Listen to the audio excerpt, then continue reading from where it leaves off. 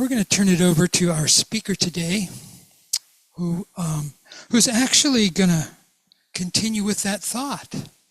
The title of the talk is, What's Love Got to Do with It? So, and to tell us what the answer to that question is Reverend Dr. Jan Limberg Morgan. Come on up, Jan.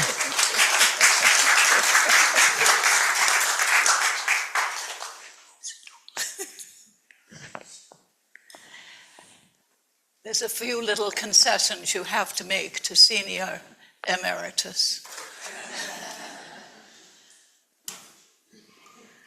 Thank you so much.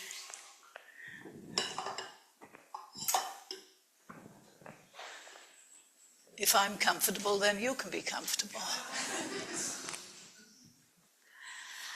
Let me get centered here. May something that I say today find a place in your heart, that it may go with you and nourish you this week.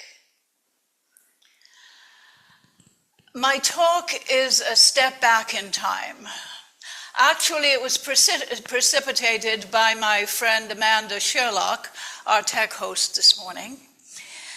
She had talked to me of decluttering. And with that in mind, I went into my office and my attention went to my bookshelves. What you need to know about me is that I love books and getting rid of them isn't an option. My eyes fell on my collection of Wayne Dyer's books. And just like a movie, I slipped into a reverie of events of the past. It was Christmas Day, 1976. I'd done my Christmas duties, made a special breakfast. We'd had our gift exchange with my 8-year-old daughter and 20-year-old son. And my son gave me Wayne Dyer's book, Your Erroneous Zones. It was his first book. The University of Utah bookstore couldn't keep it in stock. It was selling out so fast. The pies were cooked, the turkey was in the oven. I'd kept up all the traditions, but when I wasn't working or visiting with guests, I was reading. And I read most of Christmas Day and the next day, and my husband wasn't happy. When I returned to work as a secretary and a classroom aide in the local high school, I got news of a special program at Westminster College, Salt Lake City, now Westminster University, of what was called an alternative entry program, and in which they gave one credit for one's life and some work. Well, I'd done everything from work for an oil company and managed a credit union and been a number of other jobs that sort of required some intelligence, and they gave me a year college credit for my work credit. I was accepted. My husband still wasn't happy, and he mandated that I could become a teacher. Teaching was a nice little job for a woman. I would leave home in the morning the same time my daughter did, and I'd get home the same time she did, and I'd be at home all the rest of the time. Right.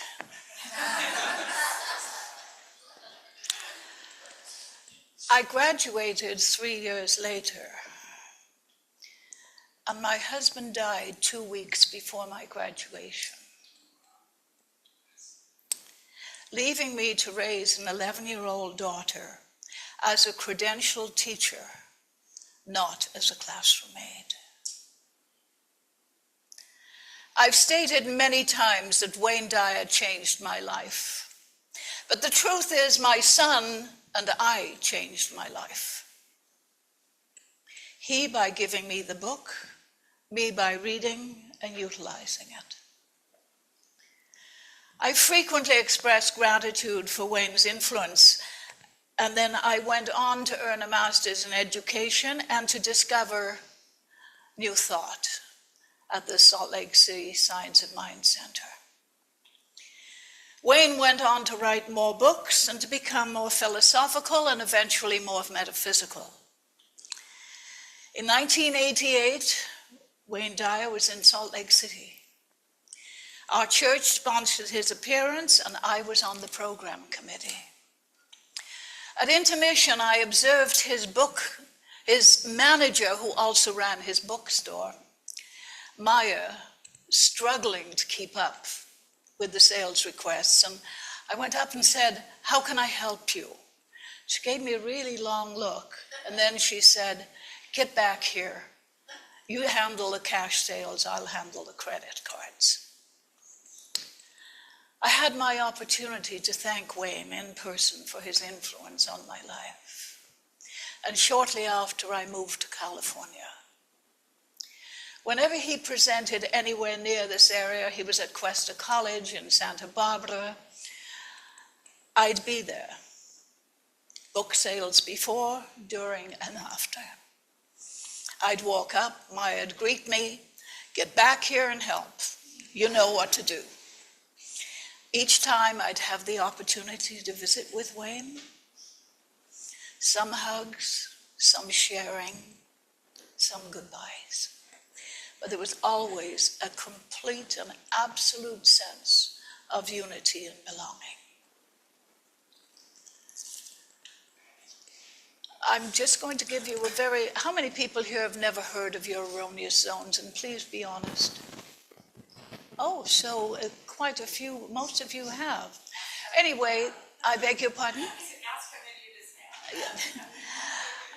The book actually focuses on identifying and overcoming our self-defeating behaviors and negative thought patterns that hinder our personal growth and happiness.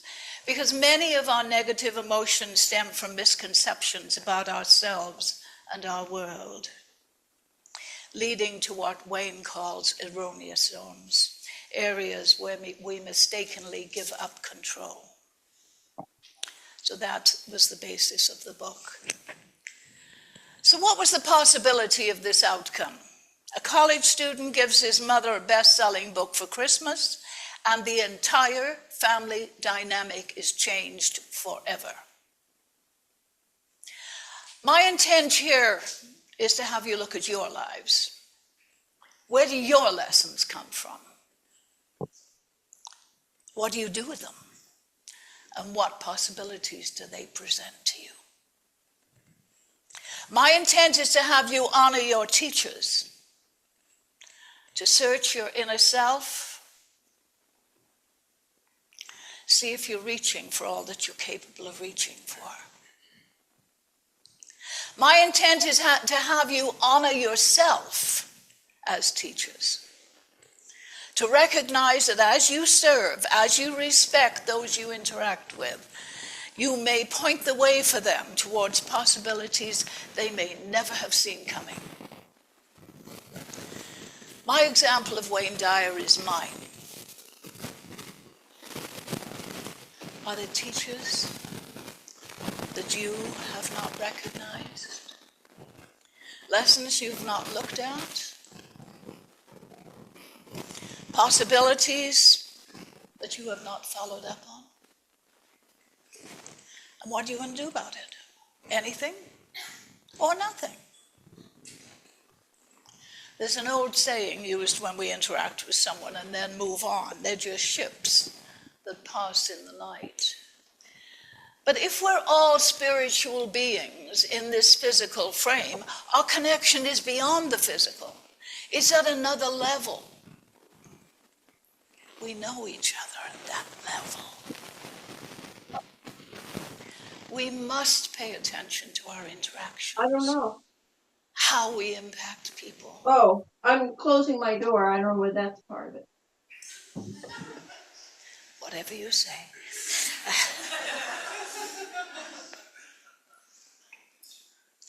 How we impact people, how we respect them, honoring who they are in our lives.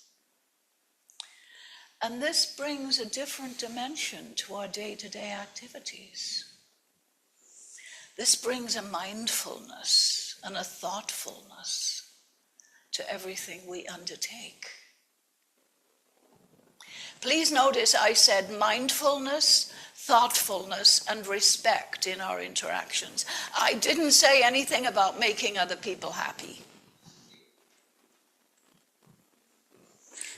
So much of how we interact with others is informed by what we've been taught at a young age. One of my earliest memories is of feeling different. I wasn't good enough. It was only good enough when I was emulating others. It never occurred to me that I had any value. And I spent a long time trying to be who I was not. I was afraid if people found out who I really was, they'd want nothing to do with me because I wasn't good enough. All my early training prepared me for this one. It was my responsibility to make sure that everyone else was happy and taken care of before I could allow myself to be happy. I wonder how many of you can relate to that one. Basically, this boils down to how much can I do for you so that you will love me? You know, learning to love ourselves can be a new and rather uncomfortable idea. We've spent our lives seeking to make God or our parents or our spouses or our friends or our children love us. Now our spiritual practice is focused on loving ourselves. In order to open ourselves up to the possibilities ahead of us, we have to unlearn a lot about ourselves. How to release many of our old stories, our self-written histories, our self-judgments. We must be willing to look at ourselves in the eyes with greater and gentler inner vision. In King Arthur and the Knights of the Round Table, mythologist Joseph Campbell tells how when the knights embarked on their search for the Holy Grail, they did so individually, each knight entering the forest at the darkest point where there was no path for him to follow. Campbell wrote, "Where there's a way or a path, it's someone else's path. Each human being is a unique phenomenon, and each one of us embarks on our own unique path. We're each unique. We're walking a path that no one else has ever trodden on. I can't walk on your path, and you can't walk on mine. But there are enough parallels in our lives that maybe by my sharing my experiences, you can relate and find similarities in your own." Several years ago, a lovely friend named Bonnie, her Christmas gift to my son Michael and his partner Sonia was to do genealogical research for them. And Michael asked me if there was an area of emphasis that I would like researched. And I said, yes, find out about my mother. We were separated at birth, and she died when I was 4. And I knew nothing other than her name and seen a couple of pictures of her. It never occurred to me that ancestry would link me with my stepmother's family. Roger Davis, my stepmother's youngest sibling's youngest son. The first communication went to Bonnie and then an email to me with details of the other surviving cousins. He spoke of happy memories of summer vacations at our home by the sea. And I responded with a courteous request for some time before I replied more fully.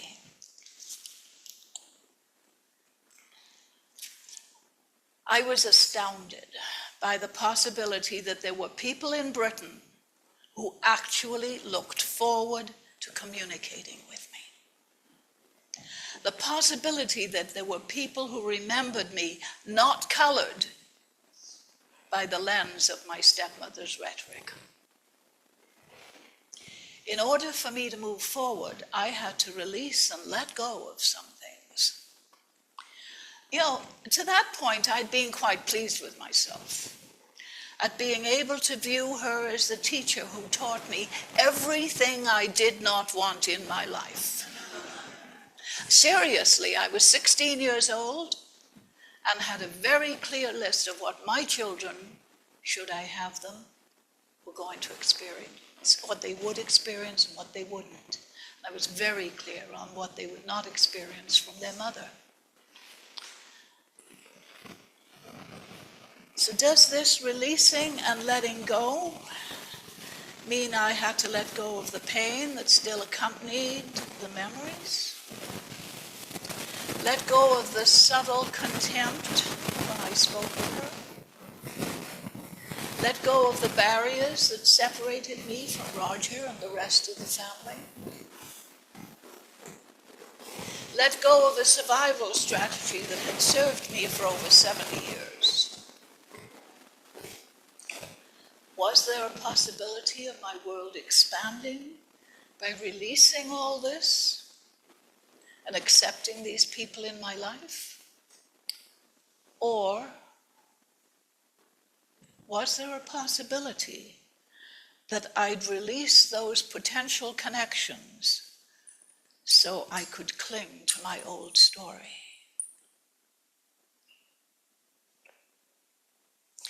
You know, there's an old Chinese proverb that says, teachers open the door, you enter by yourself.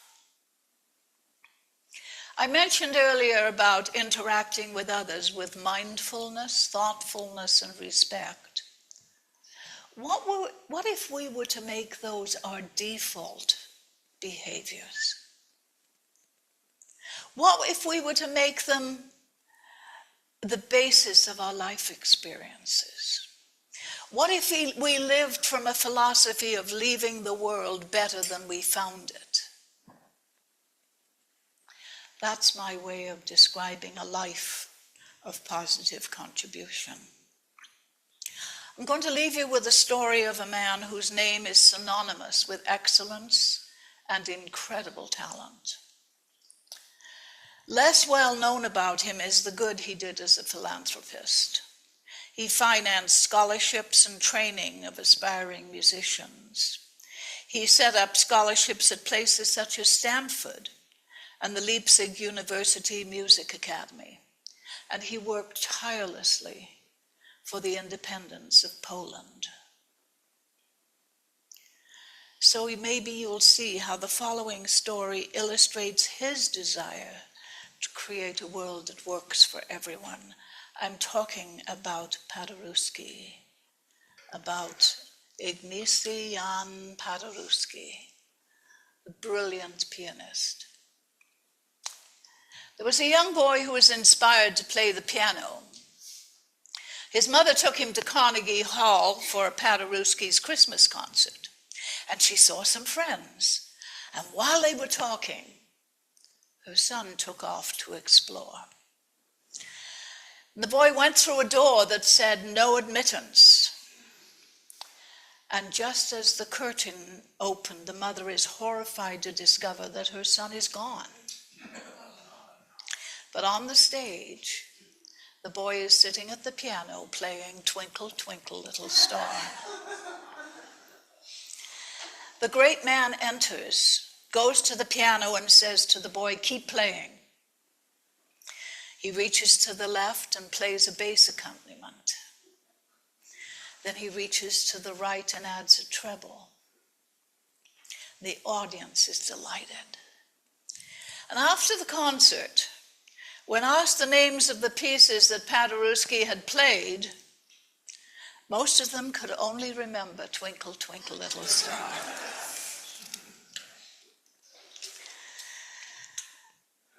So I'm going to leave you with a question. Is there a possibility that that young boy went on to explore his love of music? What do you think?